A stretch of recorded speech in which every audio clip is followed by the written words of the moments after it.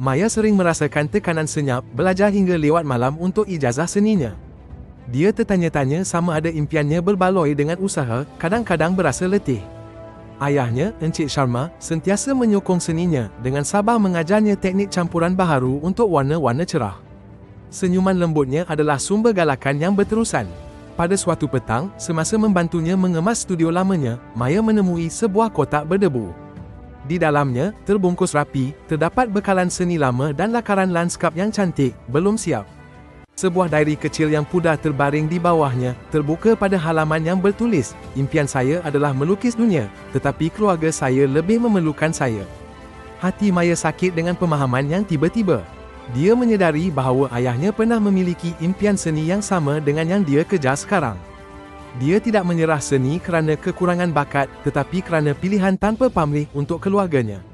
Dia telah bekerja lebih masa dan menyimpan setiap rupiah, sentiasa memastikan Maya mempunyai berus dan cat terbaik. Kasih sayang senyapnya tiba-tiba menjadi jelas. Air mata membanjiri mata Maya. Dia memahami pengorbanannya, harapan-harapannya yang tidak terucap yang bertumpu di bahunya. "Ayah, lakaran ini menakjubkan," dia berbisik, memegang satu dengan lembut. "Mengapa ayah berhenti?" Encik Sharma tersenyum sedih, pandangannya jauh. "Beberapa impian menunggu, supaya yang baru dapat terbang, sayangku," jawabnya lembut, memandang Maya dengan kasih sayang yang mendalam. Dia memeluknya erat, keazaman baharu yang kuat memenuhi hatinya. Ayahnya tidak kehilangan impiannya, dia telah menyemai benihnya dengan penuh kasih sayang di dalam dirinya. Pengorbanan senyapnya adalah sayap yang kuat dan tidak kelihatan di bawah aspirasi seninya sendiri. Sejak hari itu, Maya tidak hanya melukis untuk dirinya sendiri, dia melukis untuk menghormati perjalanan ayahnya yang tidak terucap. Dia menghargai kasih sayang senyapnya, mengubah pengorbanannya menjadi kekuatan terbesarnya.